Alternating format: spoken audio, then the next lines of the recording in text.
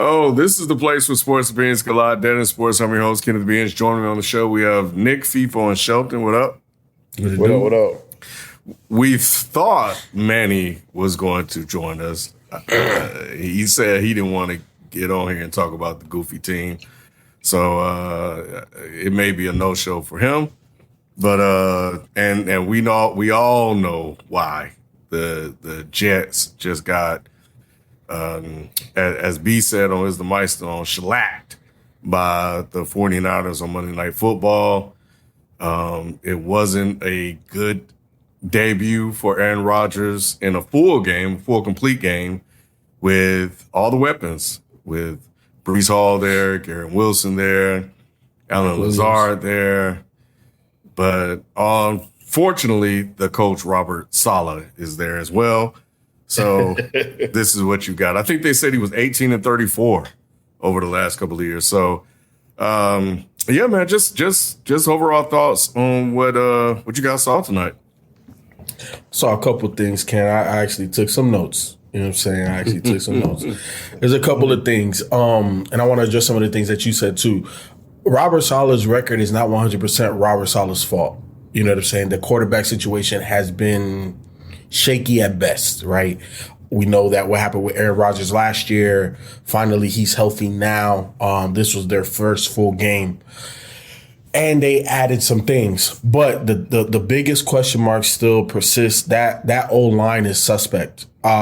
They don't have, and obviously the front seven for the 49ers is one of the best in football. So this was going to be a good test to see where they were. And they aren't where they need to be a true contender. Now, can they make the playoffs? Possibly, because Aaron Rodgers is still that good. And that opening drive, we saw it. You know what I'm saying? I'll put in a meme that Aaron Rodgers looks surgical. You know what I'm saying? But that's just based off of talent and experience. But as the game wore on, you saw that the more physical 49ers just dominated them on both trenches. Not only, you know, with the O-line that the Jets have, but their D-line and that front side. We know what Quentin Williams is, so I'm not putting nothing on him.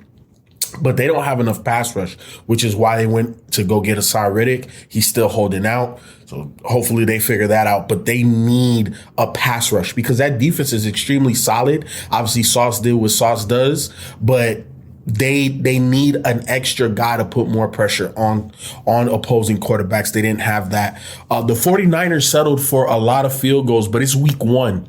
And 6 of them, to be exact. They settled, but it's week one. But I think the biggest thing I took away when you look at both of the offenses for the 49ers and for the Jets, the 49ers are creative. The 49ers and Kyle Shanahan creates what I said about the Baltimore Ravens versus the Kansas City Chiefs. The gimme plays. I'm going to scheme you open. Purdy, you don't even worry about reading. This guy's going to be open right here. You know what I'm saying? We're going to give you a couple of those throughout the game, and you saw that was a difference. Just the creativity between Nathaniel Hackett and Kyle Shanahan, night and day. So I think that the Jets are going to struggle throughout this season, especially when they can get manhandled up front offensively and defensively. 49ers are going to be fine. 49ers should, at bare minimum, be again at the NFC Championship game. This team looks like, obviously not in midseason form, but they're further along because of continuity than most teams that we saw week one. This game boils down to something quite simple. I give you the numbers of 68 to 180, and that's rushing yards. And you did that with your backup running back. And that, you know, more than anything, man, they pushed that rock straight at Quentin Williams and that defensive line and ran right through them like they were shredded cheese. It just right through them.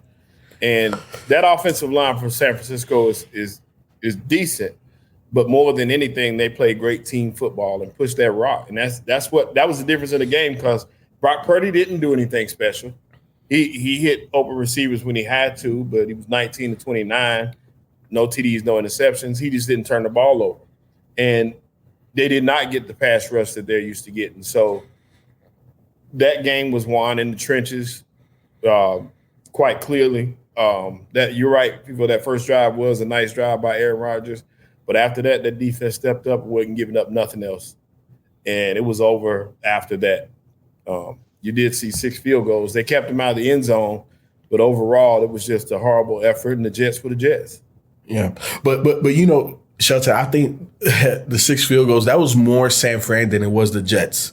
It was like, okay, you know, we're not going to press the pedal. You know, we got here. Let's just get our points. Let's go back and just be a solid football team. You know what I'm saying? They weren't hyper aggressive, but I do feel, you know, by week 2, week 3, the majority of these teams will be lathered up. You know, the aggression will come out, and we'll see a different 49ers team moving forward. But they were reserved for the most part. First of all, people, pause to what you just said. Second of all, Yeah. I would say that I wouldn't say it was like the 49ers just let themselves kick field goals. Like they did go 3 and out those trips. So it's like they put the Jets put the ball in their hands as far as they wanted to go for. They didn't go 3 and out. They had 8 straight scoring drives. No, I'm talking about not 3 and out, but just more so like they're not getting touched. They're not getting to the end zone. Like the Jets defense did hold them to the point where like they had to settle for field goals, regardless if you think you've been more aggressive or not. They didn't. So there was that 4th and 1 where they made the Jets use a timeout that they could have went for. You know what I'm saying? But then after they used the timeout, they said, okay, we'll just kick it. And now you dropped the touchdown. And now you dropped the touchdown. So again, that's more so 49ers than the Jets taking it away from them. No, I'm saying the Jets defense wasn't that bad. It wasn't, to me, like this game was more about this game to me was more about team chemistry than actual talent for talent, because you could tell the 49ers have been playing with this core has played with each other for a long time. And you could see the Jets are like, these are all new pieces kind of still trying to figure themselves out. Like this is the first time we're literally seeing Aaron Rodgers throw to Garrett Wilson. You know what I'm saying? I think he changed numbers between the time that he signed there to where he is now. So it's like, I could see that Breece Hall, like he's just now really getting back comfortable off of his injuries and stuff like that. So it just felt like a early preseason game between the starters. But I mean, of course, you got to give credit to the 49ers for getting the win and being dominant with the run. I mean, but that's just what they do. They run the ball. So I'm not really surprised that they were really leaning that heavy. I was just more surprised that Purdy wasn't, like you said, Sheldon, he didn't do shit. Like, I mean, honestly, because you could have put the backup in to do what Purdy did, honestly, because I'm talking about as far as just like saying, like, don't fuck up the game, but you ain't got to win the game either. Like, I don't think this game was ever, like, outside of the first quarter, was this game ever really, like, in trouble of, like, the Jets coming back and doing something? No, the defense was strong because they played. You know, they're a strong unit. They've been together. They've been to Super Bowls together. And the offensive line got their best player back in Trent Williams, and they just ran it down the throat. That's how you want to do it to start off the season. Like, that's the best way. If you see most of the teams that won on Sunday, it was because of good defense and running the football. That's what I'm saying. Go ahead. I got a question. So when the game started, were you guys concerned when you found out that Christian McCaffrey wasn't going to play? Nah. I was more shocked to see like what's going on with Christian McCaffrey. Like it was looking like he was good to go. So what happened? Like, did he fuck up? Like, did some shit happen to him? I wasn't really worried about the game. In terms of the outcome, who did you pick? Did you pick the Niners? I picked the Jets. I picked the Jets to win just because I can't stand the 49ers. But I wasn't really like, I was more worried about like how is McCaffrey going to be for the rest of the season? Like, is he hurt now? More so than like, oh, this game is in jeopardy. The Jets definitely gonna win. To me, I looked at it as week 1. Why? Like if this was week 16, 17, and they're jockeying for position, you know what I'm saying, to get home field throughout the playoffs, he would have played. But week 1, it's like, what's the point? And the other thing too is this, that Jets O-line, in the past game they were okay. Right? Because Aaron Rodgers is quick release and his experience will allow him to get the ball out quick. So in the past game, they don't have to hold up that long. Aaron Rodgers helps him out in that way. But we saw it in the run game. When they needed to get the short yardage situations, Breece Hall was running into the back of his old lineman because they got no push. So they got to get better and more physical. It's chemistry. That's what all O-lines are all like. That's like you mentioned, people. That's a patchwork, not patchwork, but like those are all new players, new team, new system. They're all trying to get, familiar with each other. And it just looks sloppy. As you can see, like you said, like he running into his own guys, which is pushing them back 2 yards. Yeah. Well, I do agree that. Hold on, real quick, Shante. I do agree that it is partly chemistry, but it's also partly physicality. And because we know it's 3rd and 1 or 3rd and 2, 3rd and 3. It's 3rd and short. We got to go we just got to move these guys. This guy in front of me, move him back a yard or two. And they wasn't able to do that. Part of the problem too, FIFO, is Breece Hall is not that kind of back. So I wouldn't expect him to get those tough yards. It's good to have a backup that's going to be a stronger back. So you got to kind of have that thunder and lightning type situation. You're right, though. He did run in the back of the lineman. That line is still not where it needs to be for the Jets. The Jets got a lot of work to do. But to answer your question, Ken, I was worried about the 49ers at the beginning because Ayuk was coming back. He hadn't practiced all that much. George Kittle has not been the same George Kittle for a while. So he's not that big of a difference maker.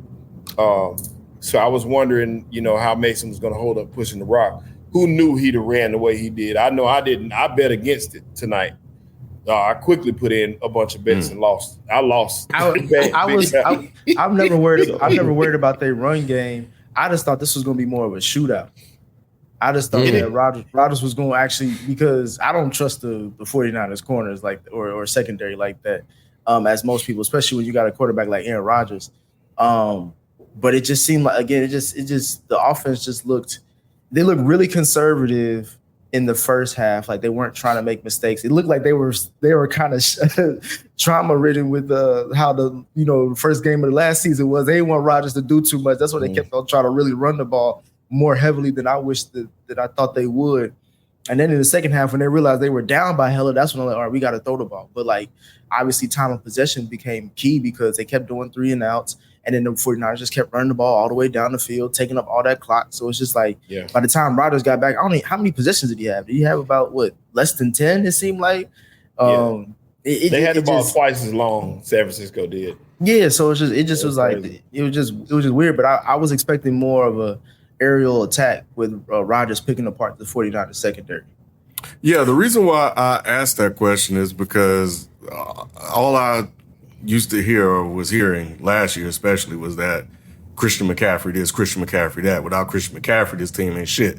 I heard that a lot. So when Christian McCaffrey was out, I was just wondering what was the level of concern because it seemed like Brock Purdy needed Christian McCaffrey to be effective. And I guess he's been proven that he doesn't really need that. For a game. I mean, we'll see how long it lasts, but this was the first. Jordan Mason rushed for 150 yards, so he still needed that production, and he got that plus some. So he still got it. It just was a different person that was giving it to him. That 150 yards was the difference in the game, regardless of how it stacks up. So, and that's why when people were talking about hyping up Christian McCaffrey, and they were doing that tonight on the telecast, I was like, well, when Jimmy G was back there, they were running the ball very effectively like that. The back don't really matter. What Christian McCaffrey does is it allows them to be a little bit more creative because he can do so many different things on offense. But Shanahan can scheme together a really good run game. True, Ken, but the difference, and I talked about this, right? The 49ers settle for field goals. With Christian McCaffrey, 1 or 2 of those possessions ends in touchdown. That's the difference. With them running the ball, right? Is that what regardless if what I'm saying is with Christian McCaffrey in the backfield, now you can have more plays with Christian going out of the backfield into catching, you know what I'm saying, or running. But we know that Christian McCaffrey is a home run hitter. So the difference, so you're 100% right in a sense that those 150 yards rushing, that is a byproduct of the scheme. Scoring a touchdown is the difference between who was running the ball and Christian McCaffrey. That's the difference. So you're telling me it would have been more of a blowout than what it was tonight? Oh, 100%. Because they put up 32 points on field goal. The only reason I don't know about that is because of the fact that you go for those bigger plays. What they did with Mason is a little different than what they would have done with Christian McCaffrey. And the way he ran the ball was what they needed tonight. You control the clock. And he ran the ball like a power back. And that's what it worked against this Jets defense that over pursues.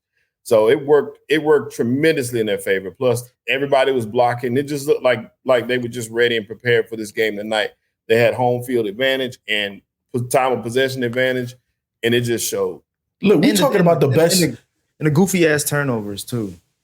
Like the Niners made some plays off of just some tip balls and But we talk about the best running back in the league, right? Like the running back that catches the best out of the backfield, doesn't necessarily run between the tackles the best, but is arguably one of the most dynamic running backs out of the backfield in regards of what you're asking him to do.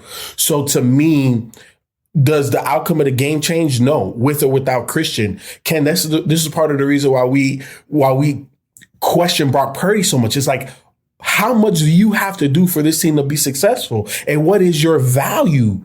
You know what I'm saying? Because with Christian, you could win. Without Christian, you can win. As long as you have certain key factors, Trent Williams, you have Debo or Ayuk, you have certain guys that's part of that core. As long as they're there and Kyle Shanahan does what he does, you're going to be in position to win the majority of your games. Yeah, and I think it's part of the continuity that Nick was talking about. So, Kyle Shanahan is very familiar with this team. So regardless of who's on the field to a certain degree, he knows how to coach them up. They all know how to execute because they've been there for a while. But it took them a while to find their stride. I mean, when the game opened up, both teams were sloppy. Purdy was missing. On the Jets side, you had Lazard drop a pass, and Aaron Rodgers didn't throw to him at all the rest of the game until later on, like the third or fourth quarter late. And but the Jets had a great drive, and then it stalled from there. And the Niners looked slow and sloppy early on in the game, but then they started to find a rhythm with the run game. Jordan Mason was running the ball effective. I think Purdy didn't have to do much because the game didn't dictate for him to do much. I think a lot of quarterbacks and a lot of players and coaches would love to play a game like that. But he made throws when he needed to, and then Ayuk dropped the touchdown, but he converted when he needed to. He hit wide open guys when they were needed to. It was like 2 or 3 guys wide the fuck open because the Jets defense, I don't know what they were doing. He missed some throws here or there, but that happens. Aaron Rodgers did the same thing. Week one. That's where I want to get to the conversation. Like, what do you think this game said about both teams? Because for me, again, while I picked the Jets mostly because I thought Aaron Rodgers was going to come out throwing it down the field and like how he did somewhat in the second half. But since that didn't happen, if you want to play a run game defensive battle, of course you're going to go with the team who got the better running game and the better overall defense. But what do y'all think this is like? Does this game dictate anything which y'all see move forward for both teams? Yeah, because well, first off, I want to say this. Throughout the course of week one, we've seen a lot of sloppiness. We saw that in this game as well with the shortened preseason and teams not playing their guys primarily in preseason. We're going to see the first 2 to 3 weeks of sloppy football. Then we'll get to, what we expect out of these teams. Now, between these two teams, I don't think much is going to change. We know what the 49ers are. We know that from top to bottom, they're a top 3 roster with an amazing play designer and play caller. So they're going to make a deep playoff run just like they have the last 2 to 3 to 5 years. Since Kyle Shanahan has been there, they've been knocking on the door of a Super Bowl. That's going to be the expectation and what they're going to be doing this year again. With the Jets, when they face opponents that can manhandle them, they're going to struggle. They're going to struggle. But when they play against teams like the Dolphins that are in their division, when they play teams that are a little bit more finesse and not as much grit, they can beat those teams. But when it comes down to it, they're weak in the trenches, offensively and defensively, and that's where they're going to lose. I think it'll be tougher for them in general. I think the Jets are still the Jets. I don't see many weapons outside of Wilson and Breece Hall catching fire. If Breece Hall is contained, you can beat this team. I don't really worry about Lazard like that. Conklin did nothing. Yeah, Aaron Rodgers is still Aaron Rodgers. He can still make plays at certain times, but I don't think Aaron Rodgers can carry this team for a season. I don't think it's anywhere near what everybody is thinking this team is going to be. I just don't see it. I disagree. I think this is. I just saw like the ESPN IG page post that last year it took the Jets till week 5 to score in the first quarter, and they just did that opening night. So I think it's going to be a lot different offensively this season than last season, and I think that was the biggest key for it because I think the defense is going to get a rhythm. I think this offense will get a rhythm, especially since it has all its pieces. I think by like week 6, week 7, I wish this matchup would have happened around that time so we can kind of get a real test to see like, all right, it's been over a month. It's been more than, one game, fresh out of preseason. Let's see what this team really looks like stacked up against each other. But I have a lot more faith in the Jets. And I think the 49ers, I'll be more curious to see Brock Purdy's, what he looks like by week 6, more so as far as like, this is his contract year. You know what I'm saying? So like, this is a big year for him. And if he keeps performing like how he did, then he's going to get paid more than that. You know what I'm saying? But right now, a game where he was like, goose egg on both sides, y'all, granted, he didn't need to do much like y'all mentioned, but at the same time, it was just kind of like, it's okay game for Brock Purdy. Not really a phenomenal game or even a standout game. However, but that's the reason why he's not going to get more money than Dak, Nick. No, I don't understand. He has to, though. He's not. He has to. No, he won't. No. You can't justify Jordan Love getting paid $200-something for only 8 games and then tell me that Brock Purdy is not going to get 60 plus. But Jordan Love, for that franchise. Jordan Love isn't making more than Dak Prescott. No, Jordan Love is not making more than Dak Prescott, and Purdy's not going to make more than Dak. But quarterbacks top. I understand that. You also have to look at value to your team and where you weigh on that scale. If you're not the most important piece to your team, you're not going to get that kind of money. You don't think Brock? You had no choice. You don't think Brock Purdy? You don't think Brock Purdy's top 3? Like when it comes to valuable piece on this team? Nick, but he's not 1. Dak is 1, 2, and 3. Who's number 1 on this? Who's number 1 for the on the 49ers? Yeah, it's still going to be CMC for them. For them to make a championship run, you got to have. I wouldn't say CMC's no. I'll say Trent Williams is 1, and then at that point, you would probably have to say Brock Purdy or somebody. Maybe CMC is more important than Brock Purdy. Yeah, CMC is more important than Brock Purdy. We just watched the whole game. No, they didn't lose a beat with CMC. We talking about winning the Super Bowl. You don't want to go a long stretch without CMC. We saw that just a few months ago, a Super Bowl with CMC and Brock Purdy. Brock Purdy led them down with the lead when he got off the field in the Super Bowl, and then the defense shit the bed to lose it. Nick, here's the thing. Nick, hold on, FIFA. We saw PJ Walker beat the Bengals. But that don't mean that they're a better team. We're talking about Super. We're talking about. Gotta take that's you over bringing that doesn't mean. Right. That's what I'm saying. PJ Walker's nowhere near getting paid as much money as Brock Purdy. That's not even part of this conversation. No, what I use that example to show you that you got to look the whole season in his value in that length. If you take CMC off this team, they're not going back to the Super Bowl. It's that simple. It's a totally different team. So you can't say, well, they won this game without him, or they did good. If you take Brock Purdy, they needed him. If you take Brock Purdy off, if they try to replace Brock Purdy, so you think they're more likely going to try to replace Brock Purdy than pay him? No, Nick, listen. They're going to pay Brock Purdy. They're not going to pay him Dak money. What if he presses? That's as simple as that. What if he presses the issue? Then, like I said on Tuesday, go and find me a team that's willing to pay you that, which there's not going to be, and then you're going to settle on the contract that we negotiate. Yeah, well, it's as simple as that. I didn't want this to be a Brock Purdy. No, I got you. All I'm saying is that this is a big year for Brock Purdy. Nick, 100%. He'll be a top 5 paid quarterback, top 7 paid. He's not going to be number 1. He's not going to be number 1. He's going to be top 3 at least. No, he's not. Okay. No, he's not. Well, either way, I think it'll be hard for. I don't know what the number will be. I don't know. I'm leaning more towards. I don't know if they're going to pay him over $60 million. But what I will say, just looking at him play, he knows that system. Like, Yeah, he does. in and out. He knows all his reads. He knows his second and third. Any quarterback, y'all talk about Shador, how great he is, but he struggled when guys get in his face. Brady struggled when guys got in his face. He lost 2 Super Bowls with it. So pressure is always a kryptonite for a quarterback. And time is always a quarterback's best friend. So, but he knows the system, and I think that's important for the 49ers. So, and that's what I was looking at tonight. Yeah, he wasn't spectacular and didn't need to go up and down the field, but I think he has proven in big time situations that he can go and win football games. He did it in the playoffs multiple times. He gave them a lead in the fucking Super Bowl. So he has things that he can do. And I think that that's what they'll look at when they evaluate him. Now, moving forward, looking at the Niners, you always want your best or one of the best players in the game on the field.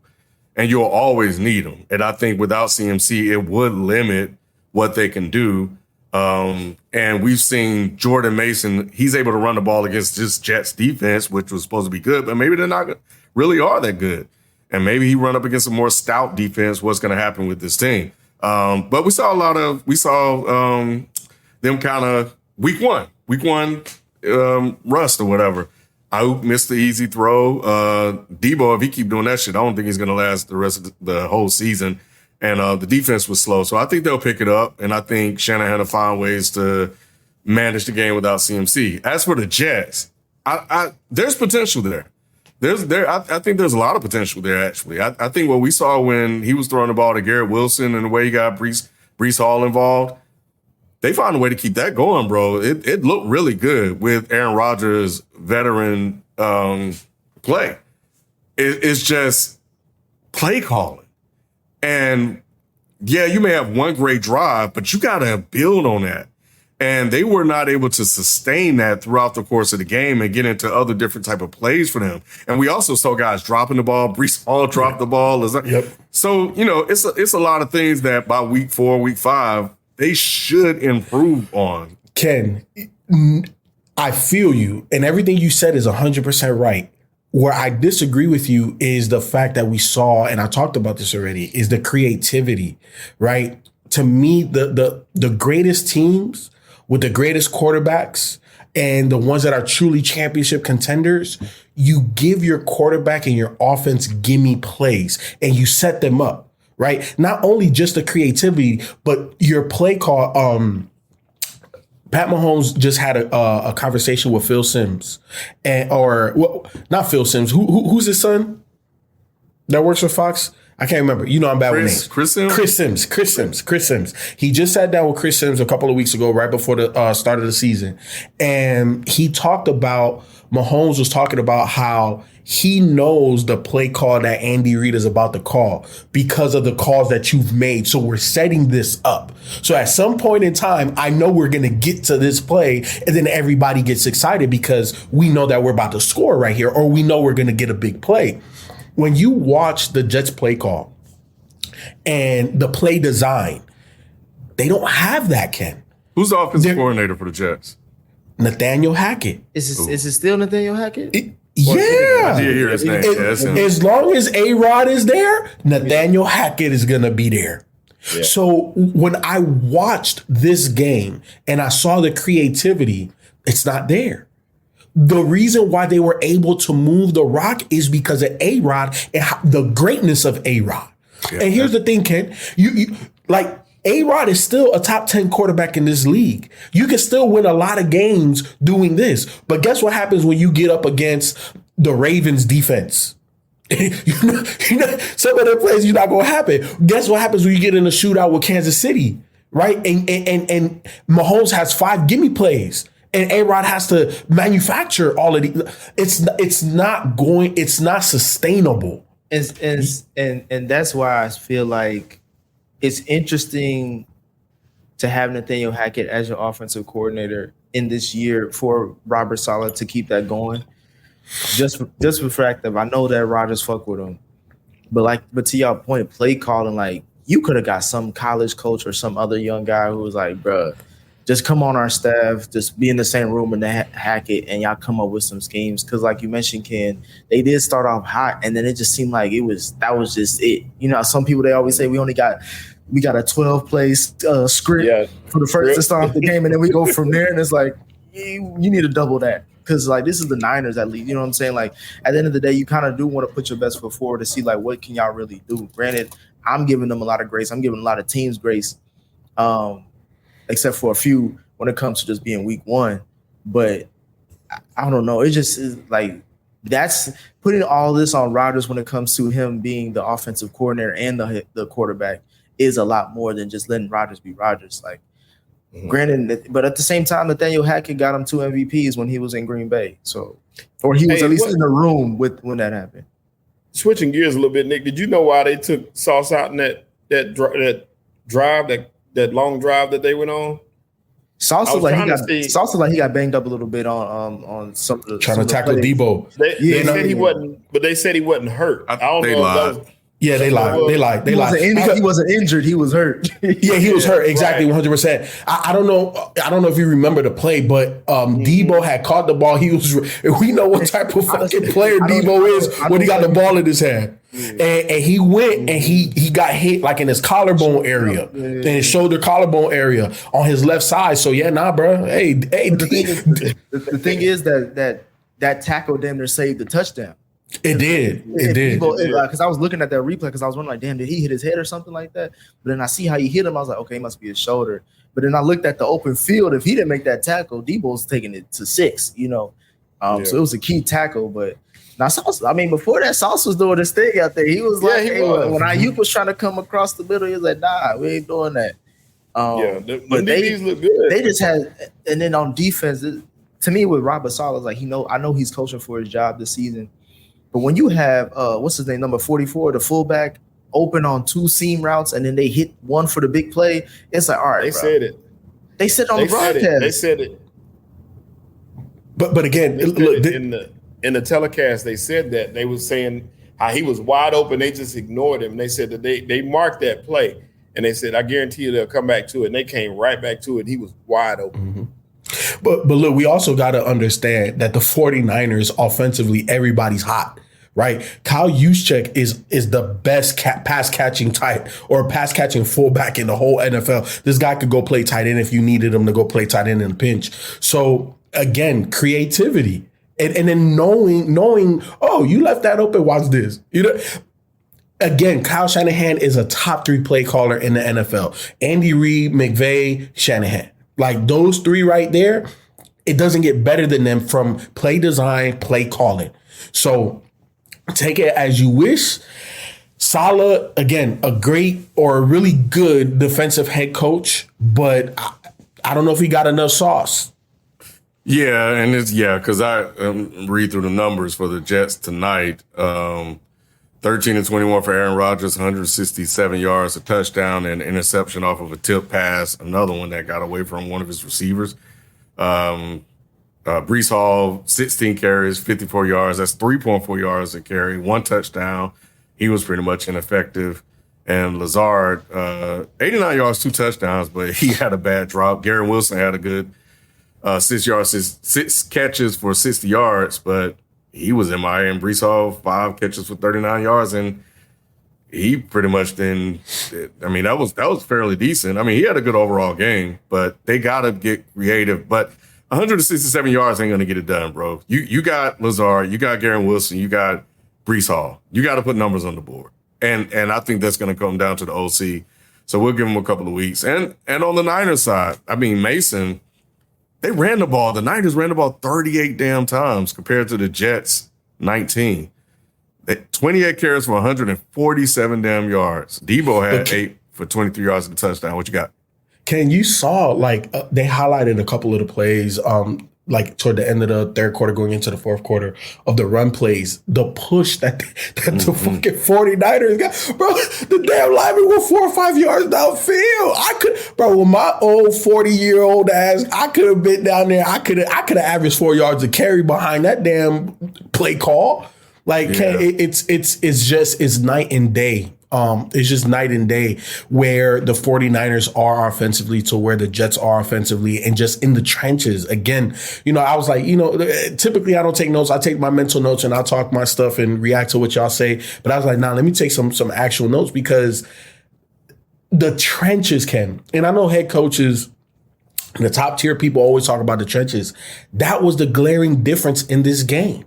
Because if I just watch just the quarterback, Aaron Rodgers played a better overall game than Brock Purdy. He made throws that Brock Purdy could only dream of making. Aaron Rodgers still has that arm talent.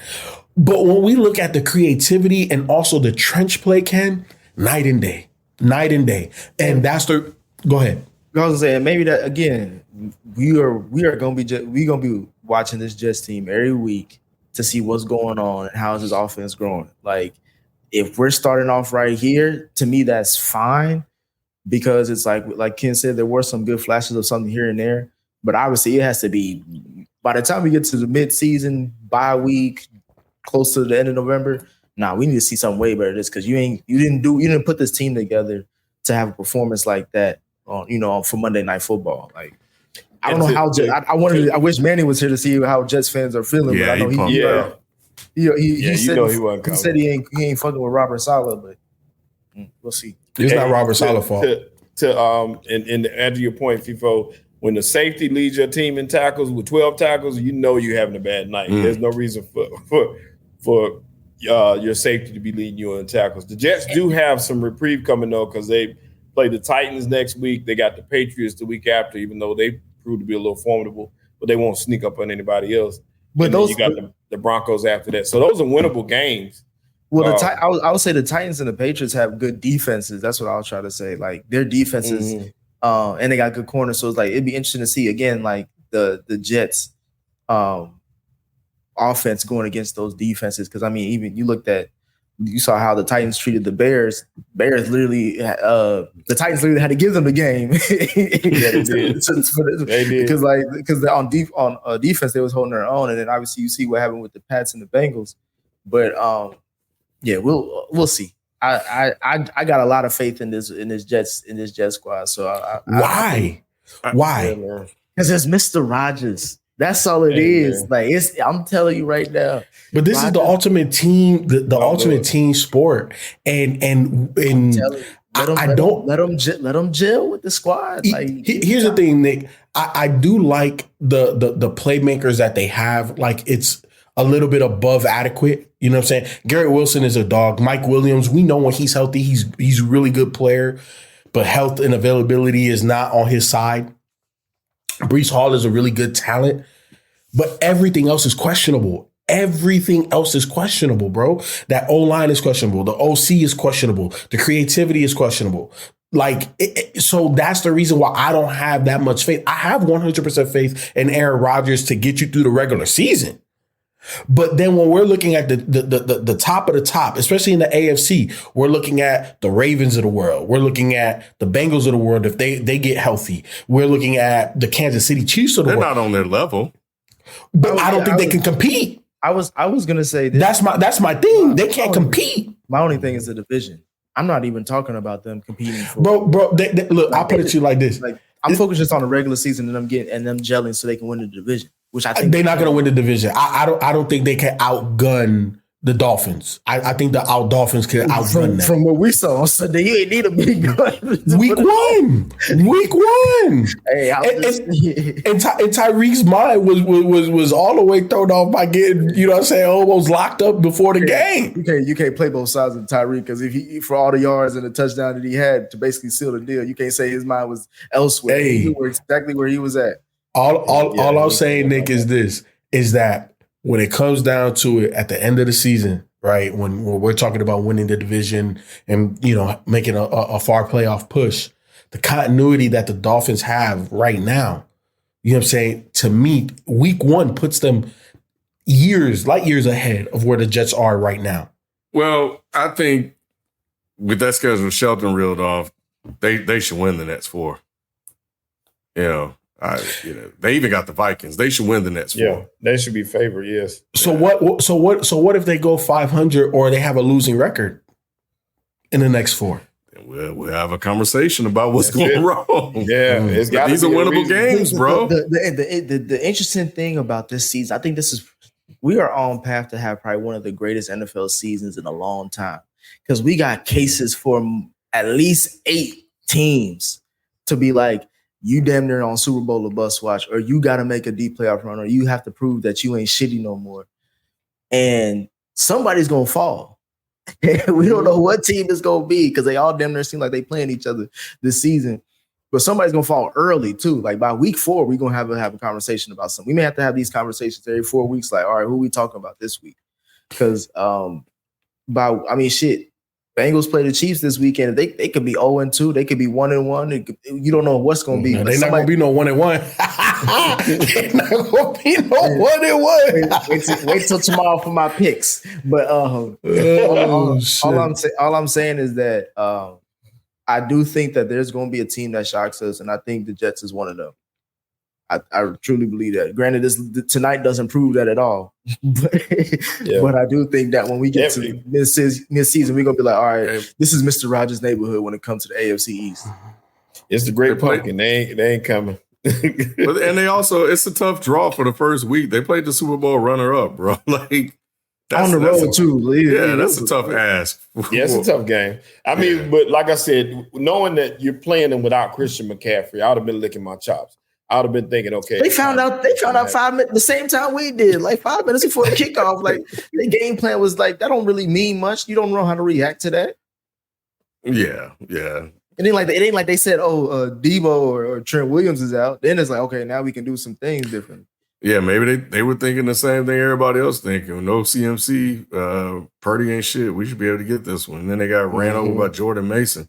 The Niners schedule, as we get ready to close out, they have the Vikings, they have the Rams. That should be good.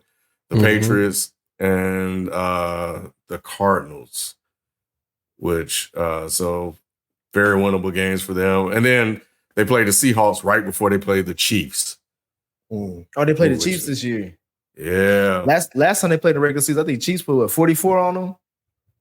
I think so. I think so. Something like that. Well, I mean, like last time they played the Chiefs in the regular, not the playoffs. Playoffs is different, but now they got Xavier Worthy and shit. Hollywood probably will be back by then too. All right, we gonna see. So they could win at least 1, 2, 3. You said Minnesota and the Rams. Don't sleep on the Rams. No, 100%. That's what I'm saying. I count that as a loss. That can go either way for me. Yeah, it could go either way. I think that's a game. Well, Puka's out now for a little bit. It's in LA. Hey, but big shout out to Matt Stafford though. Cause I feel like he be getting a lot of hate on this telecast. I just want to say Matt Stafford balled out that second half against them Lions. Not enough though. He lost. Okay, look, no, he lost. He was missing both offensive tackles plus another starting O lineman and Puka. We ain't trying. Like he balled for what he had. See, and this is why I can't do Nick, bro. This is why I can't do Nick. Right? He had a hell of a throw though, bro.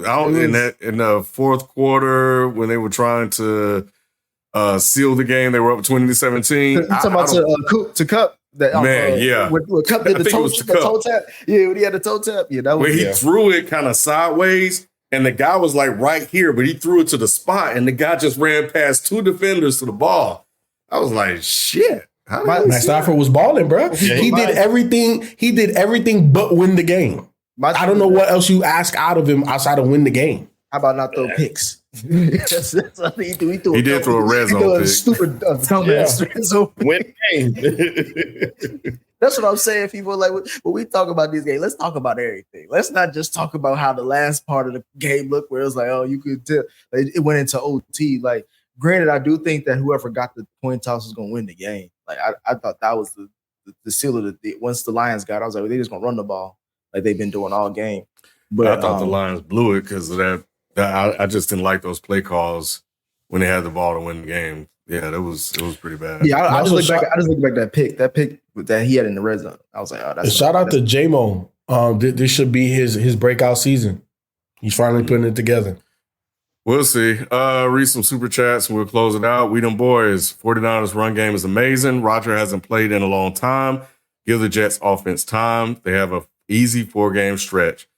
I agree, man. I think we'll revisit it. I think they'll be judged off of these 4 seemingly easy games because the NFL is crazy. We the boys, Purdy we get 61 million. Love got 55 off 8 good games, bro. Thank you. It's Bruh. not, bro. I hate even arguing about people contracts, but Purdy getting 61 million is insane. Everybody gets the money they want, bro. When it comes to QBs, we gonna talk about it tomorrow, of course. But everybody gets the money they want. How many years you think? It's gonna be 4. It's gonna be 4. It's gonna be 4. They're gonna make it like 4 years, 200. They're gonna make it it may be more than 200. Because to me, he can go up to the 49ers like, bro, what has Dak done better than me? I've beaten Dak twice, too. I need to look at, I'm going to go to Sports Track, I think, and look at their contracts to see who's coming off the books in 2 years and what positions are coming up that they could replace. Debo's one of them. And George I Kittle. don't know if you could replace Kittle or Debo. Kittle was blocking. I don't You know can't. if you was watching. Kittle was No, blocking. 100%. He's the best. He's the best like catching, blocking tight end in the game. But here's the thing: once you pay Purdy, regardless of whatever you pay him, Somebody got to go. multiple people got to go. Yeah. You can't pay. Like you can't pay the rest of them. You paying the big 3. Yeah, man. So Yeah, your it big is 3 is what it is. paid. Last one from Rayshawn. When y'all going to have a conversation about Burrow? It's coming, Rayshawn. Rayshawn is coming.